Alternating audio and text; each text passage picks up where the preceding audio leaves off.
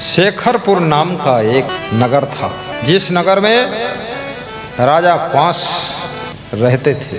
राजा कंस के राज्य का नाम शेखरपुर था। धीरे धीरे उनका समय अंतिम आ गया। सबका अंतिम समय आता, लेकिन लोग सोचते हैं दूसरों का अंतिम आता, हमारा अंतिम नहीं आया। कितने लोग कहते हैं यमदूत आएंगे, तो हम मजबूत हैं, वो यमदूत हैं। तो पहले तो उनसे मारपीट होगी और जीत पाएंगे तो ले जाएंगे, नहीं तो पीट के भगा दूंगा। बड़े घमंड में बोलते हैं। लेकिन रावण जैसे, कंस जैसे बलवान भी यमदूतों के सामने घुटने टेक देते हैं। तुम्हारे में तो उतना बल नहीं है। महाराणा प्रताप भी सब चले गए। अंत समय यमगण चली आए, मारी बांध निज लोक सिधाए।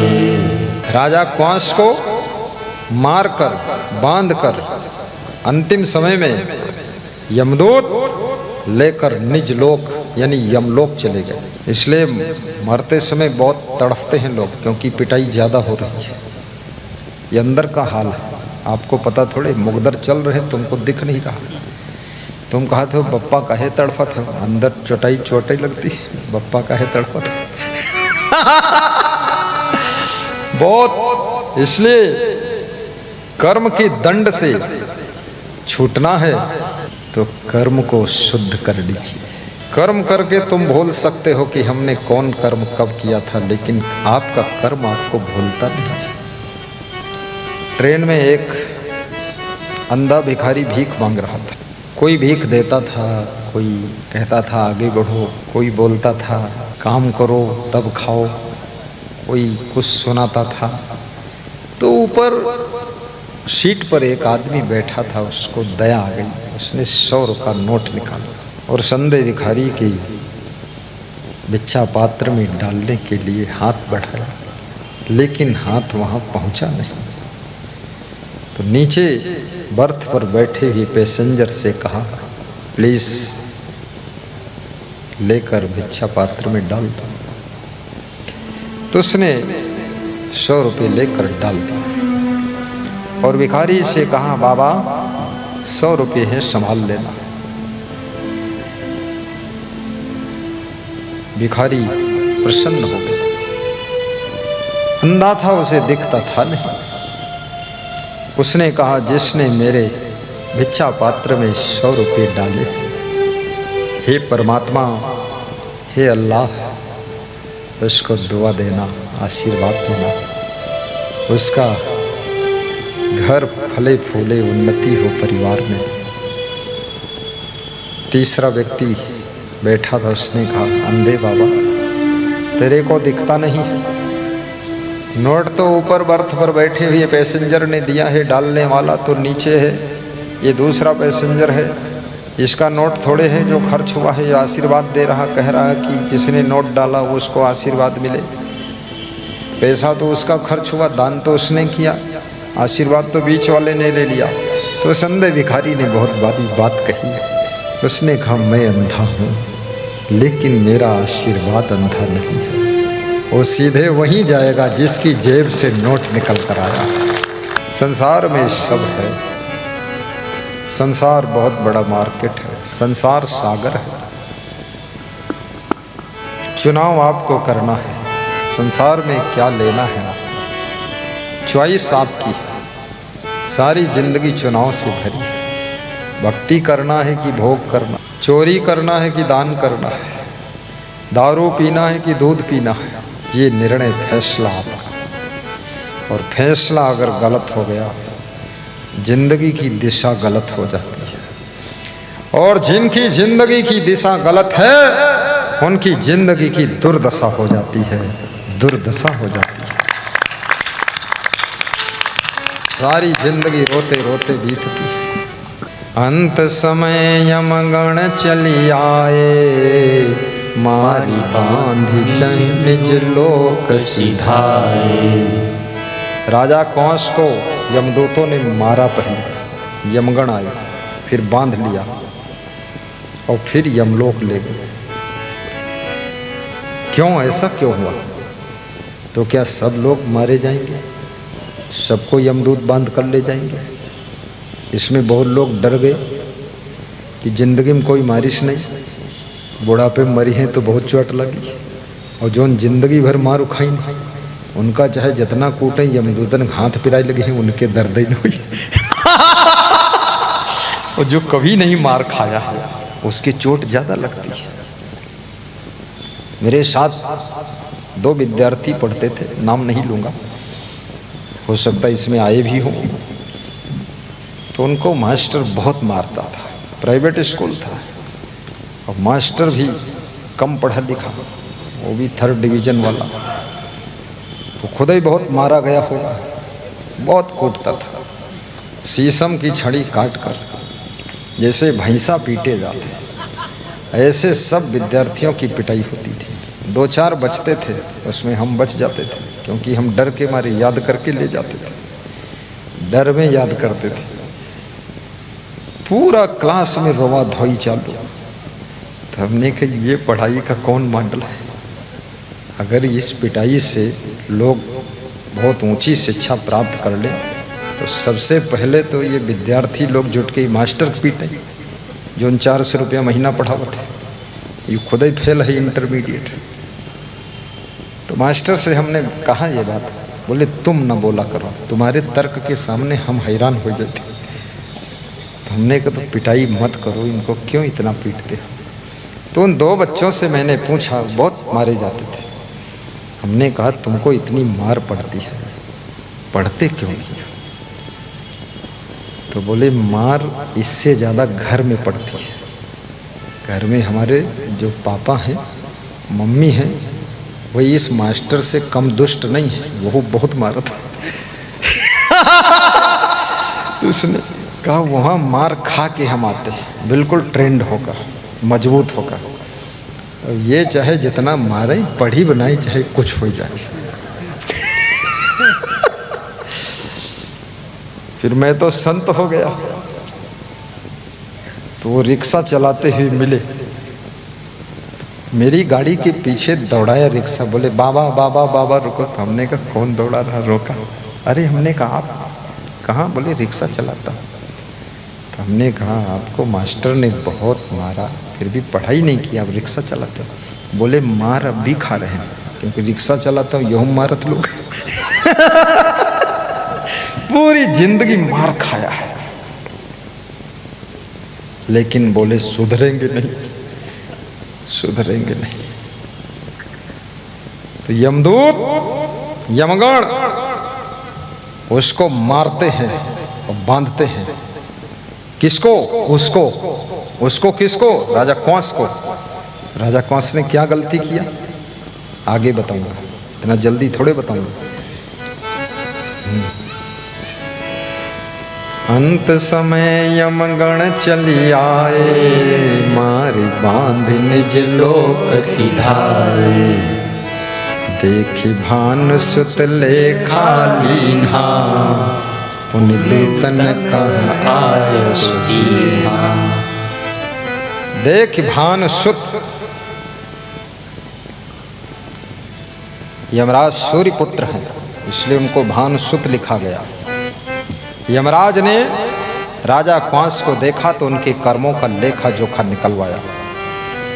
रजिस्टर खोले गए कर्मों के और दूतों को आज्ञा दिया कि इसके कर्मों के लेखा जोखा में क्या निकल रहा है। यमदूतों से कहा पुण्य यमदूतन आज्ञा दीन्हा। क्या आज्ञा दिया? डारव जाई नरक नृपये, 14 लाख वर्ष दुख दे।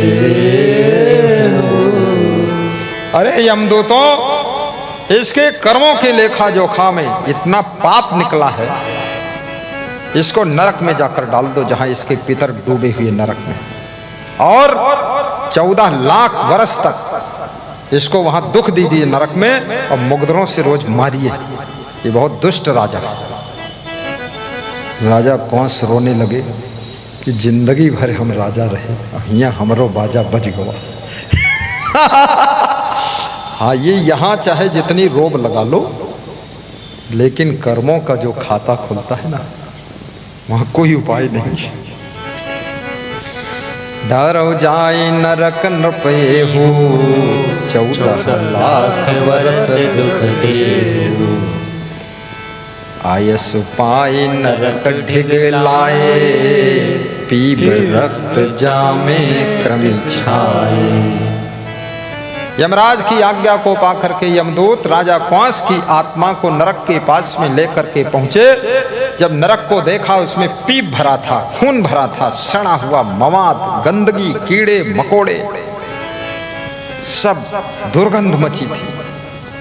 अरे राजा कंस ऐसे बेडरूम में रहने वाला, कालीन पर पांव रखने वाला, नरक को देखकर रोया रोया कांप गया उसका। अरे फिर एक दिन रहना हो तो नहीं, 14 लाख वर्ष सजा मिल गई। और नरक की चौड़ाई कितनी थी जिसमें उनको डालना था? चाकल खोडस योजन केरा, 16 योजन गहीर निबेरा। कोस का होता है 1 योजन 4 कोस, और 16 योजन का गहरा नरक है। 16 चक्को 64 कोस, और 1 कोस 3 किलोमीटर का होता है। अब गणित लगाते रहना, 6 तियाँ 18 और 4 तियाँ 12, 192 किलोमीटर गहरा।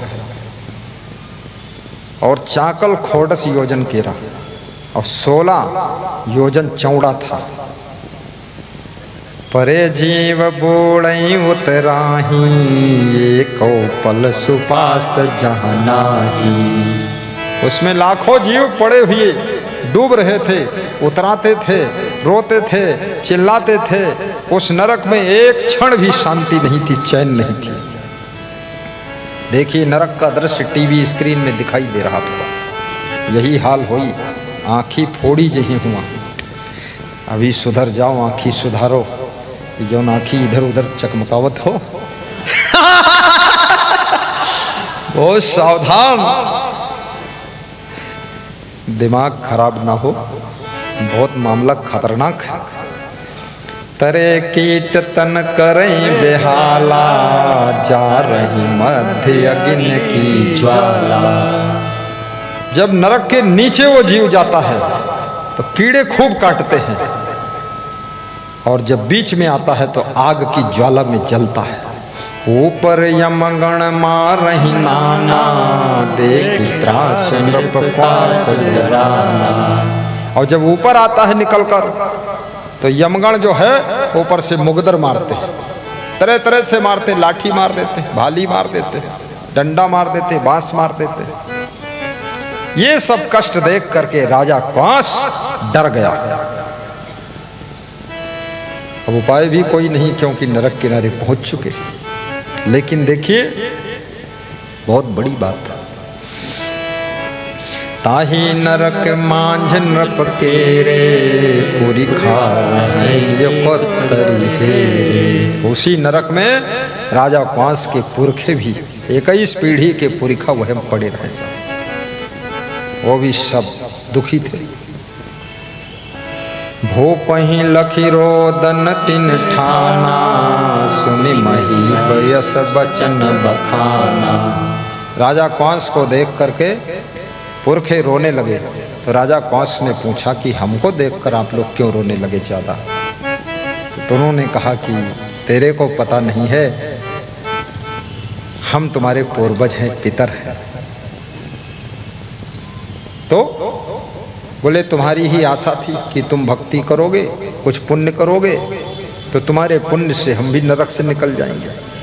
अब हम इसलिए ज़्यादा रोने लगे क्योंकि तुम भी इसी नरक में गिरने के लिए आ गए। अब तो सब आशा खत्म हुई गई। अब हम बहुत रो रहे हैं कि अब कोई आशा नहीं, तुम्हारे ही भक्ति से हम शायद पार हो जाते हैं। राजा कंस पूछ रहे, को तुम हो जो हम ही निहारी, लागे रोदन करत पुकारी। हे नृप हम हैं पितर तुम्हारे, तुम हो पुत्र हमारे प्यारे। तुम हमारे बेटा, पोता हो पर पोता हो, हम सब तुम्हारे पुरिखा, तुम्हारी ही आशा थी, वो भी अब टूट गई, इसलिए हम रो रहे हैं। भोले भूप बहुरि तिन पाही, काहे पर्यो नरक के माही। राजा क्वांस ने पूछा अपने पितरों से कि एक बात बताओ, खैर हम तो बाधिक पैदा भय, लेकिन तुम 21 पीढ़ी के पुरिखा, तुम क्यों नरक में पड़े?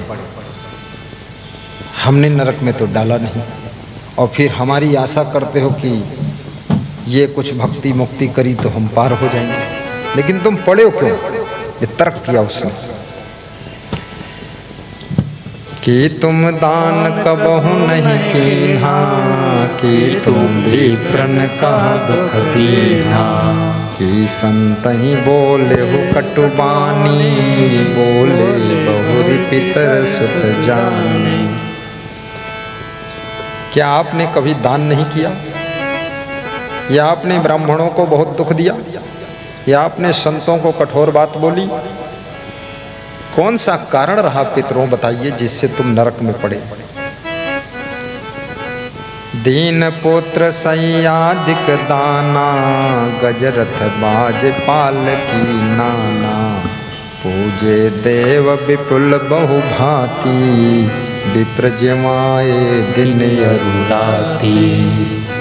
हे मेरे पुत्र क्वांस, सैया दान किया हमने, हाथी दान किया, रथ दान किया, घोड़ा दान किया, पालकी दान किया, सब देवताओं की पूजा पाठ भी हमने किया, रात दिन ब्राह्मणों को हमने भोजन भी खिलाया।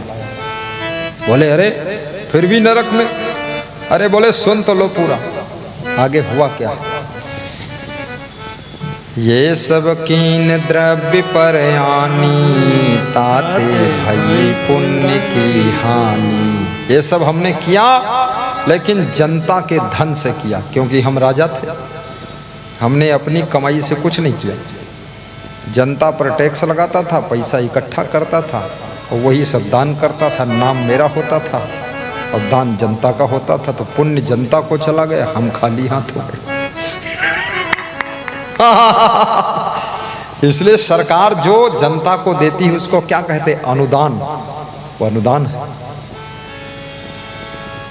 वो सरकार का पैसा नहीं है, वो जनता का ही टैक्स का पैसा है, वो आपको अनुदान हो रहा है। ये सब कीन द्रव्य पर आनी, ताते भई पुण्य की हानि। और फिर एक गलती और हमसे हुई, जीव मारी बहु कीन आहारा, ताते पावा नरक अपारा। बहुत से जीवों को मारकर मैंने मांस खूब खाया, मछली खाया, अंडा खाया, मुर्गा खाया, बकरा खाया, भैंसा खाया, मिड़का खाया, केकड़ा खाया, सांप भी खाया। उस पाप के कारण नरक में पड़ गया। अब इसमें बहुत खाने वाले भी लोग बैठे, सो आज से तो खाएंगे नहीं, वो भी डर गए कि बस संभल जाओ। जिसके दिल में दया का खजाना नहीं, राम का नाम लेने से क्या फायदा। जिसके दिल में दया का खजाना नहीं, राम का नाम लेने से क्या फायदा। राम का नाम लेने से क्या फायदा। दान का हाथ आगे बढ़ाया नहीं, खाली माला ही नाम से क्या फायदा। दान का और गलती हुई, हाथ आ जीव बधे कर पातक भारी, गावत कवि को विद श्रुति चारी। जीव हिंसा सबसे बड़ा पाप कहा गया। जीव दया और आत्म पूजा, कहीं कबीर धर्म नहीं दूजा। जही प्रभु नख सिख देह सवारी, जहाँ तहाँ रक्षा कीन्ही हमारी। अपनी गुरु ते गुरु मंत्र न लीन्हा, ताते नरक बास यम दीन्हा। और फिर एक गलती और हो गई कि महान गुरु से हमने गुरु मंत्र नहीं लिया, निगुरा बने रहे और गुरु की निंदा भी करते रहे। राम कृष्ण से को बड़ा उन्हों तो गुरु की, तीन लोक के वही धनी, गुरु आगे आधीन। गुरु बिनु भव निधि तरई न कोई, जो बिरंचि शंकर सम होई। गुरु के बिना भवसागर से कोई पार नहीं हो सकता है, चाहे वो ब्रह्मा विष्णु और शंकर से भी बड़ा क्यों ना हो। गुरु मंत्र भी नहीं लिया मैंने, इसलिए यमदूतों ने मुझको नरक में डाल दिया।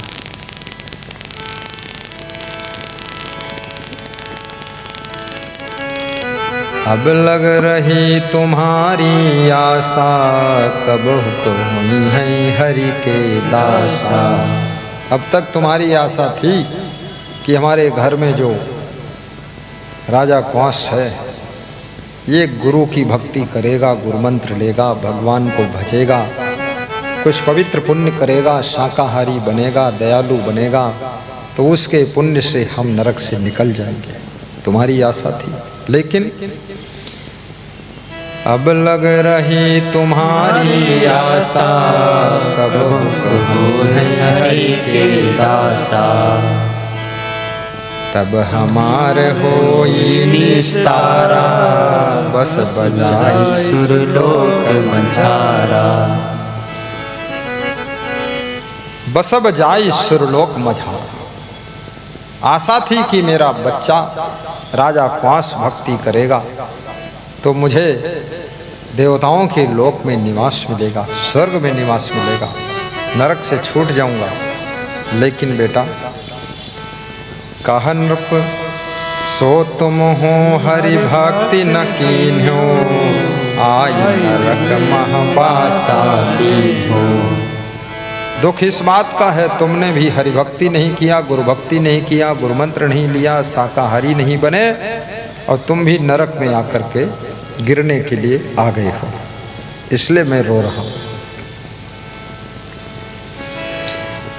तो राजा कंस ने हाथ जोड़कर कहा अपने पितरों से, क्या कहे नृप, जो अब छूट न पाऊं, तो तुम का सुरलोक पठाऊं। हे पितरों, अगर हम अभी नरक से छूट जाएं, क्योंकि अभी डाले तो गए नहीं, किनारे बैठे, तो मैं इतनी भक्ति करूंगा, इतनी भक्ति करूंगा, इतना गुरु बना लूंगा, और रोज सत्संग सुनूंगा और सब पर दया मया करूंगा कि हम तुमको स्वर्गलोक पहुंचा दूंगा। सुनि बोले यमगण रे बंगा, प्रथम क्यों न रंगे हो हरि रंगा। यमगण यमदूत पास में खड़े थे, उन्होंने कहा, रे बंगड़ आदमी, पहले गुरु भक्ति नहीं की, आप बताता है सुरलोक पहुंचा दूंगा, ये कर दूंगा, वो कर दूंगा, भक्ति कर दूंगा, गुरु बना लूंगा, मंत्र जपूंगा। जब नरक के पास आ गया तब बात कर रहा फालतू, मत बोल, अब कोई उपाय नहीं। सुनि बोले यमगण रे बंगा, राजा को यमदूतों ने कहा रे, और कहा बंगा, बंगड़ आदमी। बंगड़ बांगड़ू, बंगड़ माने बांगड़ू, बांगड़ू माने मूर्ख, बेवकूफ टाइप का। यमगण राजा को कह रहे, अरे बंगड़ बांगड़ू कहीं का, अब बोल रहा है कि यहाँ से छूट जाऊं तो भक्ति करूंगा, और 90 साल तक वहां रहा तब भक्ति वक्ति कुछ किए नहीं, मार मार के मछली खूब खाया है। तिल भरी मछली जो कोई खाए, जम जूतन मारी नरक लई जाए। बहुत दुखी हुआ राजा कुआं, सब कोई उपाय नहीं। देखिए बहुत ध्यान से सुनना। अब यम जाल पर हो जब भाई, तब हरि भजन तेरी सुधि आई। अब यमदूतों के जाल में फंस गए, तब हरि भजन की याद आई है कि भजन करूंगा जा करके। किसने मना किया था? सत्य नाम सत्य नाम सत्य नाम बोल, जय करुणामय सत्य नाम बोल। सत्य नाम सत्य नाम सत्य नाम बोल, जय करुणामय सत्य नाम बोल। गर्भ माहि तुम भक्ति कबूले, बाहर आकर उसको भूले। गर्भ माहि तुम भक्ति कबूले, बाहर आकर उसको भूले। सत्य नाम सत्य नाम सत्य नाम बोल, जय करुणामय सत्य नाम बोल। सत्य नाम सत्य हे राम राम सत्य है। जय करुणामय मर गए, सत्य लाश नाम बोल। अर्थी पर जा रही है। जो साथ में जा रहे हैं दफन करने, वो सब समझा रहे हैं राम राम सत्य है, सत्य कहे मुक्त है। वो मुर्दे को समझा रहे हैं, खुद नहीं समझेंगे। राम राम सत्य है। सब रो रहे हैं, समझ में आ गया राम राम सत्य है। वहां से लौटते ही राम राम झूठ है, बेईमानी ही सत्य है। भाई के साथ बेईमानी, देवरानी के साथ बेईमानी। कितने बेशर्म लोग हैं। सबको पता है कि ये शरीर भी मरेगा, घर छूटेगा, परिवार छूटेगा, जमीन जगह छूटेगी, सब छूटेगा, धन दौलत छूटेगी, फिर भी बेईमानी। और ये भी मालूम है भाग्य में जो है वही मिलेगा, फिर भी बेईमानी। क्यों करते हो बेईमानी? हर चोर को गले का हार चोरी में नहीं मिलता है। बहुत से चोरों को फूटे बर्तन ही मिलते, मिट्टी के बर्तन मिलते हैं। भाग्य सब जगह कमाल करता है। आप साधु बन जाओ तो भी भाग्य आपके साथ रहेगा। आप डॉक्टर बनो तो भाग्य साथ में रहेगा। आप मास्टर बनो तो भी भाग्य साथ में रहेगा। और आप चोर बनो तो भी भाग्य साथ रहेगा। कितने चोर, उनका पुरान चप्पल ही मिलत भाग्य में, और कुछ मिलता ही नहीं। बस सत्संग में आए, किसी सेकेंड हैंड चप्पल उठाई ली गई, बोले यही महाप्रसाद मिला है। तो बोले जो पूड़ी सब्जी रहे, अरे बोले पूड़ी सब्जी तो रोज मिलत है।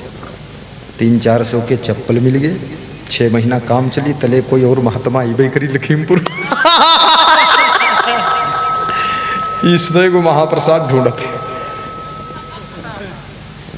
बहुत बड़े भगत है, और पीछे बैठत है, आगे आवत नहीं, क्योंकि आगे वाले तो कथम डूब गए, वो अपन चप्पल लेके चले गए।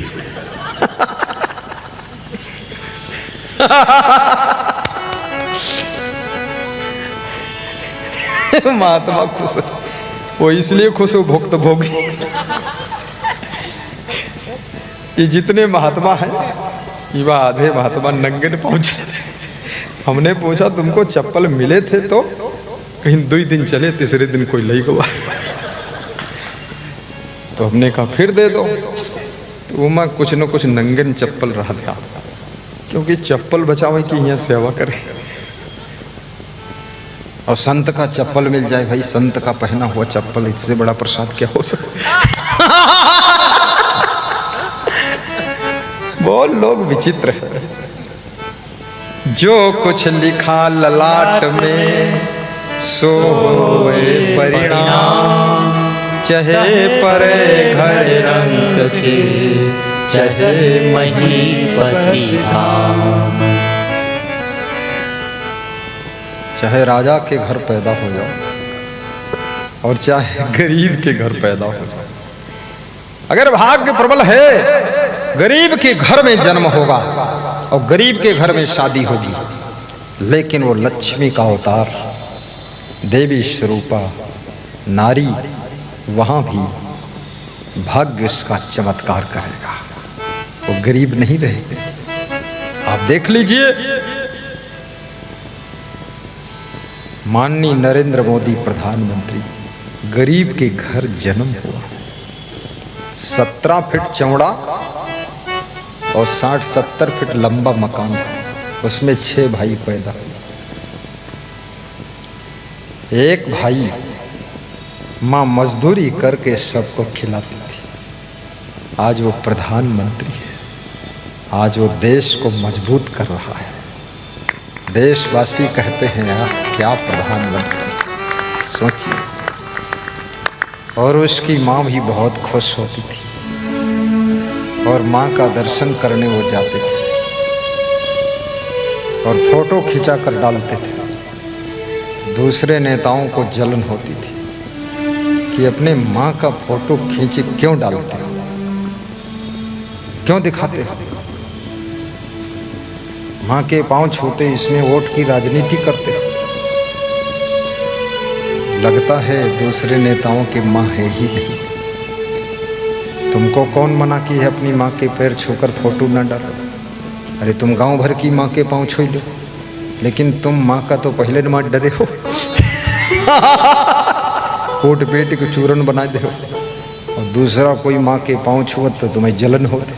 तो मेरे कत्ता मूर्ख मिली न ढूंढे।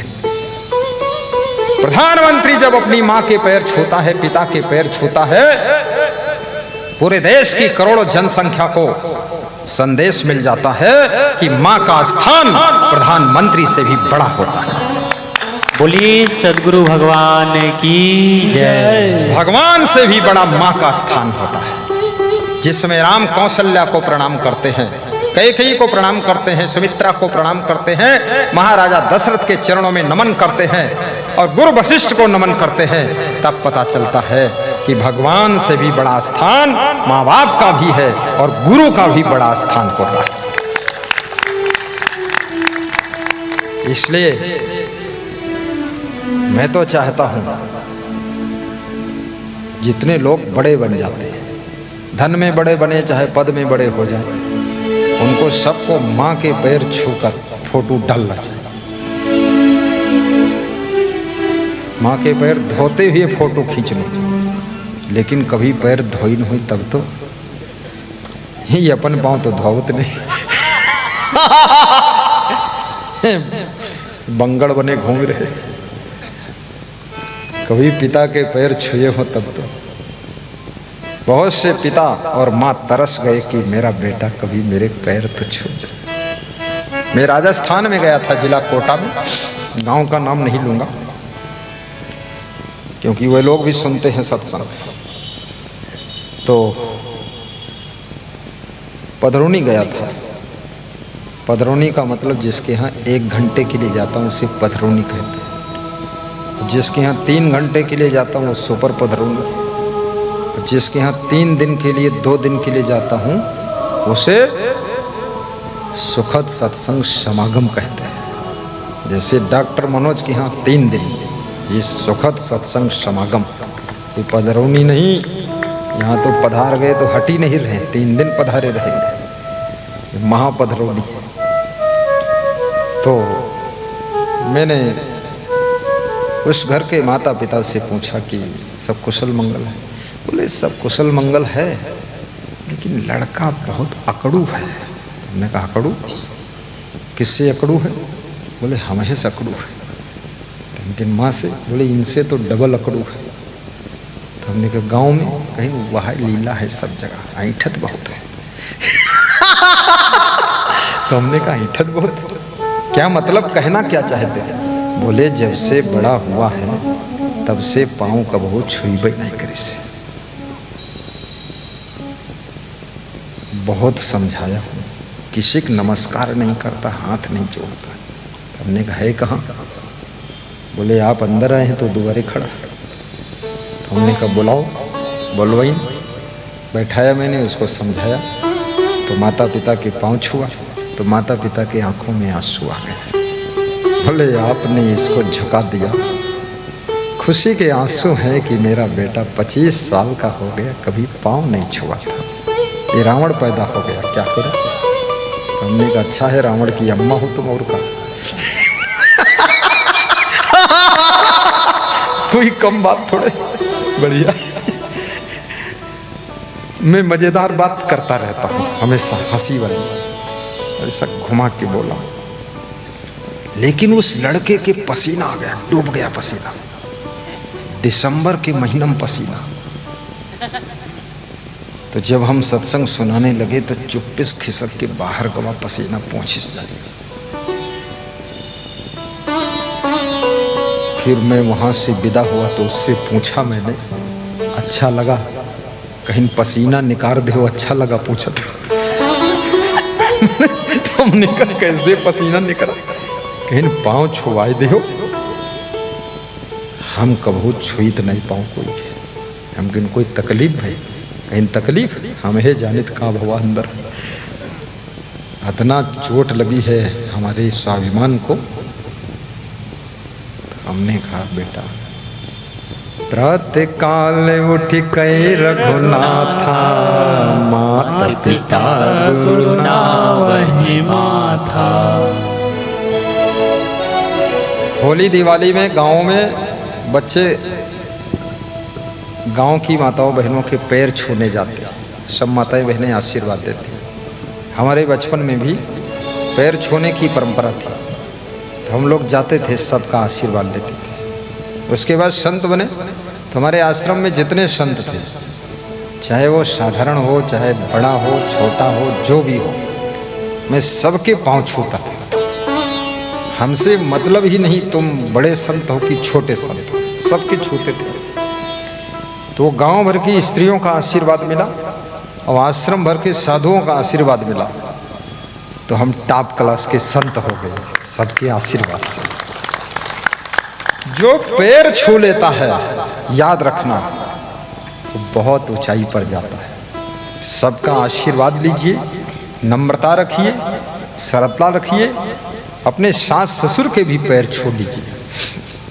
कितनी बहुएं इतनी खतरनाक आतंकवादी हैं कि सासू बहू को देखती है तो उसको बहू नहीं दिखती, उसको दिखता है एटम बम है। बहुत खतरनाक। पाँव छूना तो अलग है, पाँव तोड़ ना दे इस डंडे से, बहुत हालत खराब है। ये जिंदगी नरक क्यों बना रहे हो? झुकना सीखो, चरण छूना सीखो, नमन करना सीखो, विनम्र बन करके सबके दिलों में स्थान प्राप्त करना सीखो। राजा क्वांस अपने पितरों से कह रहे हैं कि ही पितर देवता, यदि मैं अब नरक से वापस लौट जाऊं, फिर से जिंदा हो जाऊं, तो आपको मैं स्वर्ग में पहुंचा दूंगा, देवताओं के लोक में पहुंचा दूंगा, खूब भक्ति करूंगा, गुरुमंत्र लूंगा, सत्संग भी सुनूंगा, सब करूंगा। जब ये कहने लगे तो यमदूतों ने कहा, जैसे को ग्रह पावक लागे, कोप खनावत अति अनुरागे। हे राजा क्वांस, तुम्हारी तो ऐसी दशा है जैसे किसी के घर में आग लग गई हो, उस समय वो कुआं खोदने के लिए बैठ जाए। अब नरक में पड़ने आए हो तब कहते हो भक्ति करूंगा, ये करूंगा, वो करूंगा। परत धार जिम बबुर बोआवे, होत युद्ध गढ़ नीव खुदावे। और जब डाका पड़ गया, लूटने वाले आ गए, चढ़ाई हो गई किले के ऊपर, तब बबूल की बुआई किले के चारों ओर करवा रहे और नाला खोदवा रहे कि नाला खोदवा दो, कोई आ ना पाए। अब लूटने के लिए लोग किले में चढ़ गए, तब वो नाला खोदवाओ थे। तथा तुम्हारे मनोरथ कारण, अस कहीं लगे नरक महडारन। फाइनल होने वाला है, चलो इसको नरक में डाल दो, कथा बंद करो, सड़ाई दो। जब मनुष्य शरीर पाया, भक्ति नहीं किया, तो इसको नरक से निकालने से क्या मतलब? आप कहो तो निकलवा दो, इसको निकलवाऊं, छोड़वा दो, चलो सबको दया आई गई। सबके मन में लागी दाया, राजा क्वांस नरक अब पाया। कैसे निकलेगा देखिए, अब सार्ट में चला जा रहा हूं।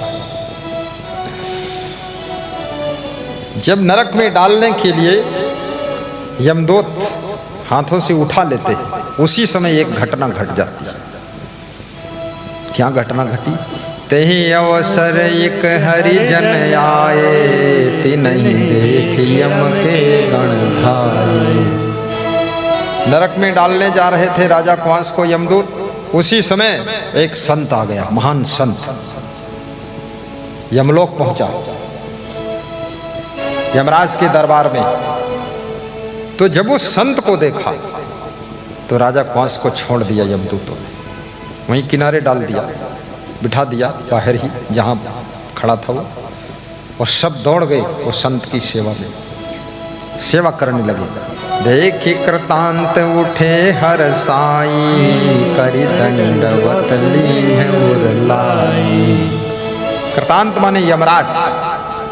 यमराज हर्षित होकर के उठे अपने सिंहासन से और उस संत को दंडवत प्रणाम किया और हृदय से लगा लिया, गले से लगा लिया कि नरक में हमारी ड्यूटी है, मैं यमराज हूँ, आपने हमको यहाँ दर्शन दिया, सौभाग्यशाली हूँ।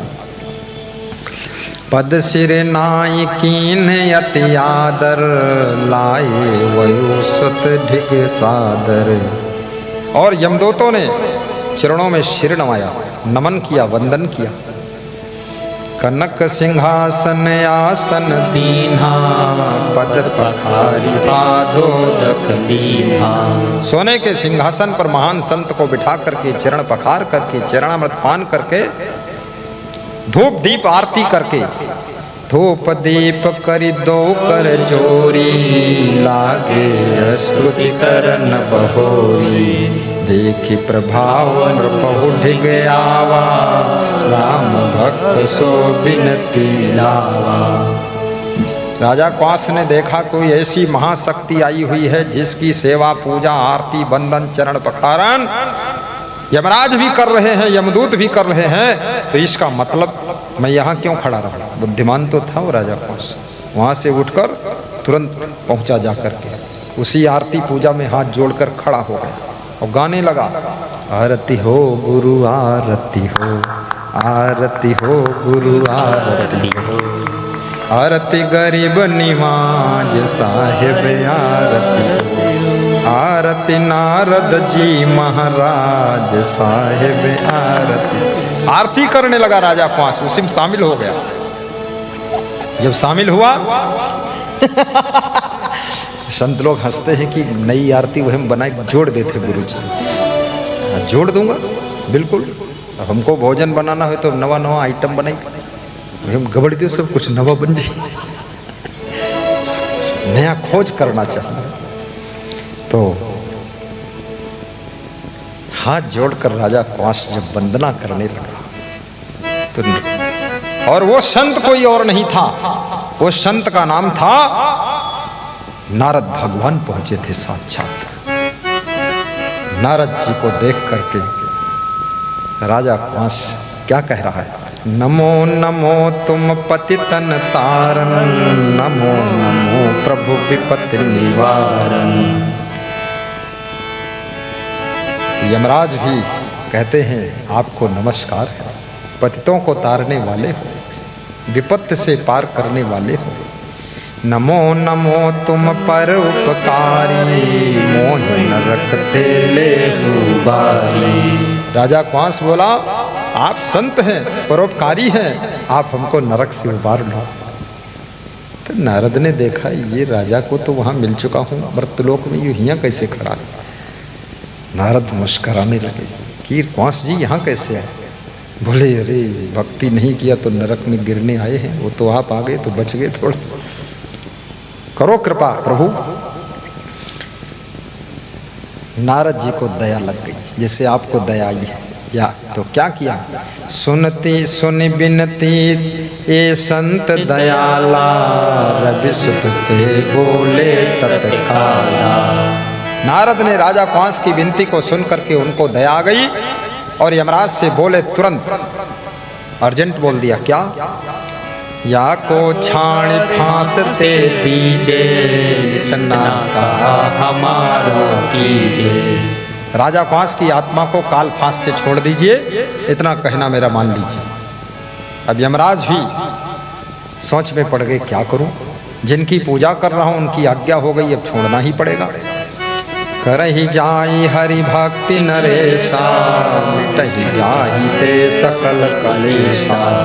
संतन कहा मान यम लीना, तुरत ही छाड़ी नरेश दीना। राजा कंस को यमराज ने काल फांस से छोड़ दिया और इधर आत्मा छूटते ही क्या घटना घटती है। जहां राजा की लाश पड़ी है राजमहल में, लाश हिलने डुलने लगती है। इसलिए कोई मर जाए तो 1 घंटे में दफन मत करना, हो सकता है यमलोक से वापस आ जाए आत्मा। लेकिन लोग बहुत जल्दी करते हैं, क्योंकि लोग सोचते हैं 50 साल जिंदा रहा तब तो परेशान हो गए इसको ढोते ढोते, और फिर अगर कहीं जिंदा हो गया तो और 10-20 साल ये जिंदा होकर परेशान करेगा। इसलिए जल्दी ले चलो, दफन करो। राजस्थान में एक पति की पत्नी मर गई, तो इसको दफन करने लिए जा रहे थे अर्थी सजाकर कफन में बांधकर। तो जो कंधा लगा कर ले जा रहे थे, रास्ते में एक टेढ़ा नीम का पेड़ था, तो उसमें अर्थी टकरा गई, तो झटका लगा, जोर से झटका लगा। तो जो मर गई थी पत्नी, उसको होश आ गया। उसने हाथ वाथ हिलाया, पूछा हमको कहाँ लिए जा रहे हैं, नीचे रखो। तो नीचे रखा, बोले खोलो कपड़ा। ये कपड़ा खोला कफन का, उठकर बैठ गई और लौटकर पैदल चलकर घर आई और 10 साल जिंदा रही। 10 साल बाद फिर मरी। कफन लपेटा गया, अर्थी सज गई, लेकर चल दिए। जब उसी टेढ़े नीम के पास में पहुंचे तो पति वहां टेढ़े नीम की डाल के पास खड़ा हो गया। अर्थी जिनके कंधों पर थी उनसे कहा बस यही जगह खतरनाक है। अर्थी इसी में टकराई थी, 10 साल झेलना पड़ा। थोड़ा साइड में निकलो, इसीलिए मैं खड़ा।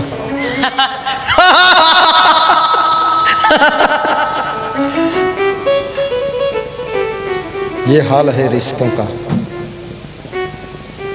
ये दाम्पत्य जीवन है। विपत्ति जीवन है कि दाम्पत्य जीवन है? ये आपत्ति जीवन है। रिश्तों की मधुरता खत्म हो रही। पतिगण भी अपना सुधार करें, पत्नी पर क्रोध ना करें, पत्नियां भी सुधार करें और माँ बाप भी सुधार करें, बेटे बहू भी सुधार करें। इस सुधार वालों के लिए संसार स्वर्ग है, और जो सुधार नहीं करना चाहते, अपने में बदलाव नहीं करना चाहते हैं, उनके लिए उनके ही घर में नरक है, उनके ही घर में नरक है।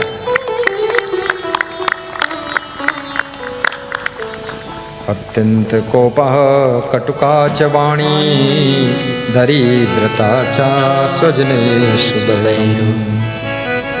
नीचे प्रसंगा कुलहीन सेवा, चिन्हानि देहे नरके स्थितानां, चिन्हानि देहे नरके स्थितानां। नीति शास्त्र कहता है जो अत्यंत क्रोध करता है, नीचों की संगत करता है। नीच विचार वाले ही नीच होते हैं, जाति से कोई नीच नहीं होता, और नीच आचरण वाले नीच होते हैं। जो आत्मी जनों से पैर रखता है, भाई से वैर, पड़ोसी से नाता, ऐसा जिसकी आदत है। देवरानी से दुश्मनी, पड़ोस में जो कपट रानी रहती उससे प्रेम बहुत है। और पत्नी से मुंह फुलाते हैं और दूसरे को भैंस से खड़े बतलाते हैं। बड़े प्रेमी हो गए, पूंछ पकड़े कहते हैं कि तुम बहुत अच्छी हो।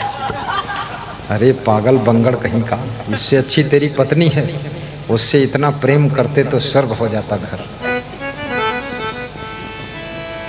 होटल में जाए घटना टैकत, सड़ी दाल खाई नहीं, गंदे बर्तन में बनी, कहते रहे टेस्ट बहुत आवा। और घर में बार बार बर्तन धोए के स्त्रियों ने दाल बनाया, कहते हैं थोड़ा ही में माटी खसराते हैं। माटी तुम गोबर उघा लिखाई हो, देखो। ज्यादा रोब मत लगाओ, थोड़ा बनाने वालों की प्रशंसा भी करो। प्रेम होना चाहिए, सादा भोजन, सादा जीवन, उच्च विचार, तब होगा जीवन का बेड़ा पार। यमपुरी मैंने अपनी आंखों से देख लिया है, बिना हरि भक्ति के, बिना गुरु मंत्र के बहुत दुख है, नरक में डाले जाएगा। ताते भक्ति करब अब हम, जाते नरक न जाई कब। इसलिए हम गुरु की भक्ति करेंगे। पंडित को बुलाया गया, शुभ मुहूर्त निकाला गया। पंडित ने कहा कि प्रातः ही गुरुमुख हो भुआरा, पत्रा लखि दुज बचन उचारा। पत्रा खोल कर देखा, मुहूर्त निकाला, कहा कल प्रातः काल ही गुरु मंत्र लीजिए, देर मत लगाइए। राजा ने तैयारी कर लिया, धूमधाम से तैयारी शुरू हो गई। जब पुरोहित पंडित ने सुना कि राजा क्वांस गुरु मंत्र लेने जा रहा है, तो उसने अपनी पत्नी को बताया, पुरोहितिन को। तो पुरोहितिन ने कहा, अरे ये राजा गुरु मंत्र लेगा तो इसको ज्ञान हो जाएगा, और ज्ञान जब हो जाएगा तो ये पुरोहित के चक्कर में न पड़ी तो अपन बहुत नुकसान हो जाएगा। इसलिए जाइए पतिदेव, गुरु मंत्र लेने में रोक लगाओ। तो पुरोहित बोला, हम कैसे रोकें, हमका इतनी अक्ल नहीं है। तो पुरोहित की पत्नी पुरोहितिन बोली कि हम उपाय बता दें, अब काम तुम कर डालो। बोले बताओ। बहुत औरतें अपने पति का अक्ल खूब बताती है, और पति सब काम कर देते फाइनल। तो अकल बताया कि जाइए अभी तुरंत जाओ, रात में पहुंचो जाए। बोले रात में? अरे सुबह जाएंगे। अरे बोले सुबह गुरु मंत्र ले लेगा तब जाने से फायदा क्या। तो वहां जाकर क्या करें? बोले वहां जाइए और रानी से मिलना, राजस मत मिलना, चुप्पे से जाना घर में, और रानी से कहना तुम्हारा राजा गुरु मंत्र लेने वाला है कल सुबह। तो रानी पूछेगी अच्छी बात, तो कहना अच्छी नहीं, जिस दिन गुरु मंत्र ले लेगा तो तुम्हारी सेज पर सोने के लिए नहीं आएगा, और रोज रोज तीर्थ नहाने जाएगा, और रोज रोज सत्संग में बैठ के मूड हलई कीर्तन करी, पूजा पाठ में लगा रही, घर चौपट हुई जाइए। इसलिए गुरु मंत्र पर रोक लगाओ रानी साहब, नहीं तुम्हारी जिंदगी बर्बाद हो जाए। रानी को टेंशन हो गई कि यो लफड़ा कहाँ से घुस गया, राजा मर के जिंदा हुई गई, ये खुशी रहे, ये पुरोहित आए कि तो असर लफड़ा बताओ थे। रानी भी टेंशन में पड़ गई।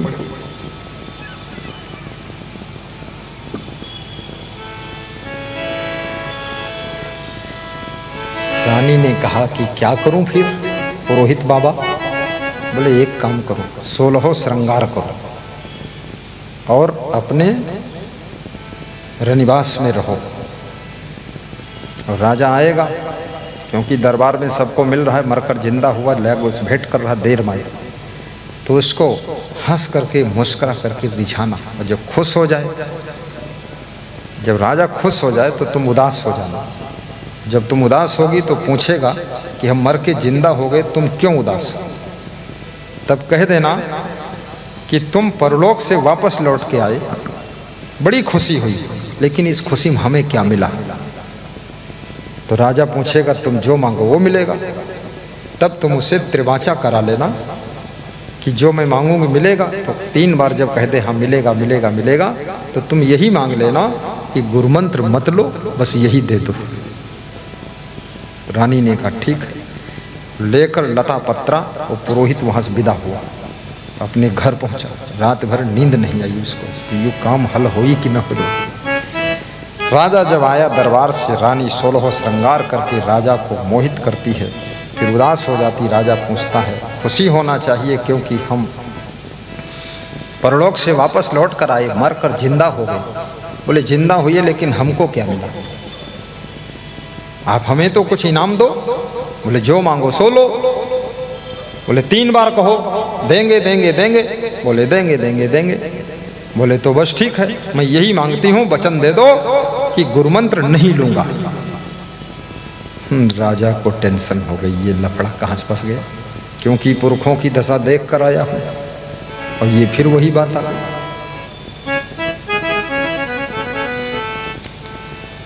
राजा का मन बहुत दुखी हो गया कि सब देख कर आया हूँ, फिर भी रानी ने आज सारा काम बिगड़ दिया। रानी कहती है,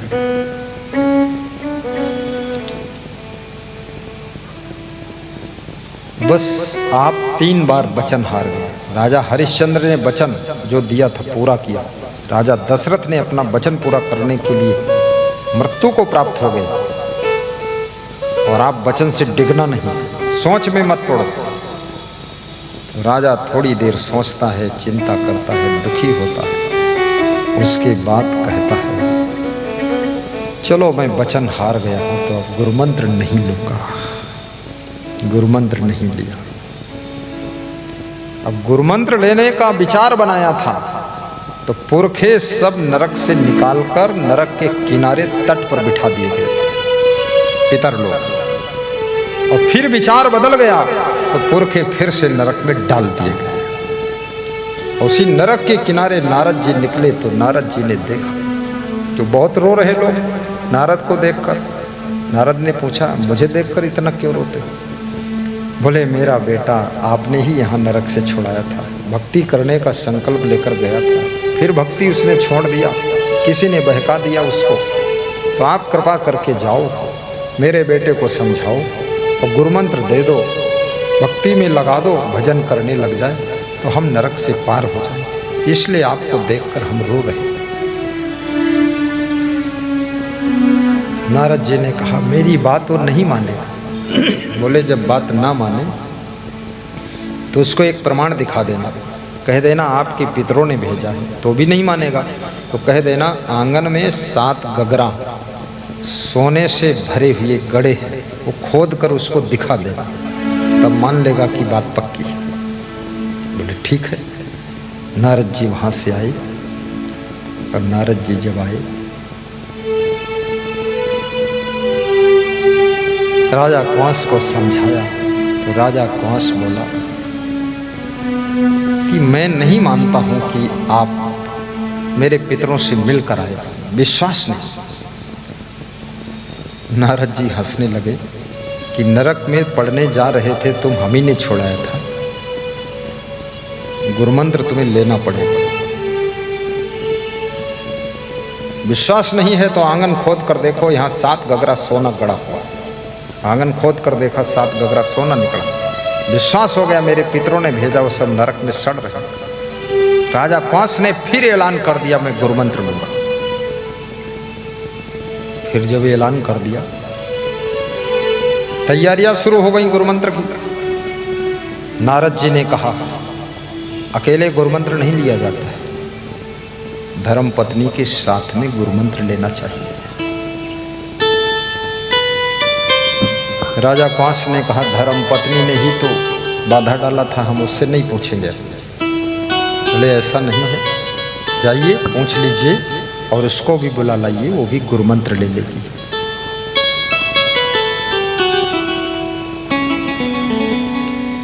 जब राजा पूछने गए, रानी से आज्ञा लेने गए गुरुमंत्र लेने की, कहे नारद रानी ढिग जाओ, ताहू ते आयसु लई आओ। मनमानी मत करो राजा साहब, रानी के पास जाइए, उससे थोड़ा पूछ लीजिए और उसको बुला लीजिए। जो न मुदित मन आज्ञा देही, लाग्यो मारन तुरतई एही। जो खुश होकर के आज्ञा ना दे तो तुरंत 2-3 थप्पड़ उसको मार देना। नारद जी ने बताया बात। सुन रानी यस बचन उचारा, नृप हरि गाहे ज्ञान तुम्हारा। राजा तुरंत रानी के दरबार में पहुंचा और आज्ञा मांगा कि रानी साहब मैं गुरुमंत्र लूंगा, आप भी ले लीजिए। तो रानी ने कहा, तुम्हारा ज्ञान हार गया है क्या? वचन दिए थे गुरुमंत्र ना लेने का, फिर वही धुन लगी, गुरुमंत्र लूंगा। हम तुम का बहुविधि समझावा, तदपि तुम्हारे मन नहीं आवा। रानी ने कहा, मैंने तुमको बहुत प्रकार से समझाया लेकिन तुम्हारी समझ में बिल्कुल नहीं आया, फिर गुरुमंत्र लूंगा बोल रहे हो। इतना सुन नृप मारन लागा, बोली तुरत सहित अनुरागा। इतना सुनते ही राजा कंस ने एक दो थप्पड़ मारे। तो बड़े प्रेम से रानी बोली कि मारो मत, हम जो कह रही बात तो समझो। बोले क्या कह रही है? तो कहा मैं ये कहती हूँ, हे पति मैं यही विधि पर कासा, हम हूँ तुम होई हरिदासा। हम ये कह रही हैं कि हम तुम्हारे साथ हम हूँ गुरु मंत्र ले ली तो ठीक है। राजा कंस हंसने लगा, बोला यार ये तो बहुत बढ़िया तरकीब निकली, फट काम हो गया। और रानी ने फिर प्रवचन सुनाया। रानी ने क्या? वैष्णो कंत वैष्णो नारी, ऊंट बैल कर जोत बिचारी। 265 नंबर पेज चले जाइए। किसी का पति वैष्णव हो और पत्नी अवैष्णव हो, अर्थात पति गुरु भक्त हो और पत्नी निगुरिन हो, तो जोड़ी ऐसे है जैसे ऊंट बैल की जोड़ी। इसलिए आप वैष्णव बनोगे, गुरुमंत्र लोगे, तो मैं क्या बिना गुरुमंत्र रहूंगी? मैं भी गुरुमंत्र लूंगी। मैं ये कह रही हूं, आप मारते क्यों हो? बात तो समझो हमारी। तो राजा हंसने लगा। राजा बोला ठीक है। अब ये समाचार पूरे नगर में फैल गया, शेखरपुर बस्ती में, कि राजा कंस ने अपनी पत्नी को 2 थप्पड़ मारा गुरुमंत्र के कारण। नगर की जनता डर गई। तो नगर में क्या हुआ? पुर के लोग सुनत डर पाए, गुरु दीक्षा हित सब चल आए। नगरवासी डर गए, सब 2-2 फूल लेकर के टोकरी में और गुरु दीक्षा लेने के लिए स्नान करके नए कपड़े पहनकर लाइन में लग गए कि हम भी गुरु मंत्र लेंगे। क्योंकि जनता ने सोचा जब रानी की पिटाई है तो हमार तो पूरी धुनाई हुई जी, ले लो गुरु मंत्र, छुट्टी मिले। सबने गुरु मंत्र लिया। तब नारद यति करुणा कीन्हा, बाहुमूल रामायुध दीन्हा। राम मंत्र गुरु बदन तेज, हिउर करहि प्रवेश। होत शुद्ध सो तुरत मी, कहत संहिता शेष। सर्व मंत्र ते अधिक है, वैष्णव मंत्र यखे। विष्णु मंत्र हूँ ते अधिक, गुरु मंत्र बद वेद। जब हरि मंत्र सुना नृप काना, पुरी खा सब चढ़ी गयो विमाना। जब हरि मंत्र गुरु मंत्र सुना राजा कंस ने, तो जो पितर नरक में पड़े थे वह सब विमान पर चढ़ करके स्वर्ग लोक को जाने की तैयारी में लग गए। देखिए कितनी बड़ी बात है ये, इसलिए भक्ति करो। पुनि रानी को मंत्र सुनावा, तेहि पाछे आवा सोई पावा। तब नृप दुजन दक्षिणा दीन्हा, सब विधि दोष सबन कर कीन्हा। सो शोभा सुख वर्णि न जाई, रही भक्ति सब पुर मा छाई। जाता होई चरित हरि केरे, जपई नाम सब सांझ सवेरे। पूरे नगर में भक्ति प्रारंभ हो गई। सबके घर घर कीर्तन होने लगे, भजन होने लगे, प्रवचन शुरू हो गए और घर घर में नाम जप शुरू हो गया। रघुपति राघव राजा राम, पतित पावन सीताराम। ईश्वर अल्लाह तेरे नाम, सबको सम्मति दे भगवान। रघुपति राघव राजा राम, पतित पावन सीताराम। गुरु समान दाता नहीं, याचक शेष समान। तीन लोक की संपदा, सो गुरु दीन्ही आन। तीन लोक की संपदा, सो गुरु दीन्ही दान। भक्ति मुक्ति की चाबी है। भक्ति स्वतंत्र सकल सुख खानी, बिनु सतसंग न पावहि प्राणी। जब हरि मंत्र सुना नृप काना, पुरी खा सब चढ़ी गयो विमाना। तेहि ते अब क्या हुआ? जब इतनी भक्ति शुरू हो गई तो सुनि नारद के भा सुख भारी, आए चली बैकुंठ मझारी। नारद बहुत खुश हुए कि पूरा नगर चेला बन गया। और बहुत भक्ति होने लगी उस नगर में। तो नारद ने सोचा वैकुंठ लोक को देख ले जरा जाकर, वहाँ स्वर्ग लोक में क्या है। वहाँ जब देखने गए, स्वर्ग और नरक लोक के मालिक यमराज जी मिले। तो यमराज से पूछा क्या हाल चाल है यमराज जी। तो यमराज बहुत दुखी बैठे थे। बोले दुखी क्यों हो। बैठे रहें तहाँ यमराजा, तू तन सहित आपने काजा। तो यमराज ने कहा दुखी क्या है, तुम्हारा अगर सत्संग ज़्यादा चली तो नरक सब खाली हो चुका है। सबका तो भगत बनाए, कंठी बह रहे हो, राम नाम सुनाई दियो। तो नरक खाली है, वहाँ कोई काम ही नहीं है। तो हम खाली बैठे हैं इसलिए हम दुखी हैं। तो कम से कम कुछ लोगन के यहाँ बिगाड़ो जाए। नारद बोले हम बिगाड़ेंगे नहीं। तो यमराज ने कहा फिर बिगाड़ने के लिए हम व्यवस्था करते हैं, एक टीम तैयार करते हैं। जितने लोग भक्त हुए हैं इनमें हम भरम पैदा करेंगे, और जब बिगड़ जाएंगे, भक्ति छोड़ेंगे, तो ये मर के सब नरक में आएंगे। तो यमराज ने एक टीम तैयार किया, सुपर पावर टीम, और वो फिर नगर में प्रवेश कर गई। जो उसके बहकाए में आ गए वो सब मर के नरक में चले गए, और जो बहकाए में नहीं आए, अखंड भक्ति करते रहे, वह सब आत्माएं वैकुंठ धाम में पधार गई, निज लोक चली गई।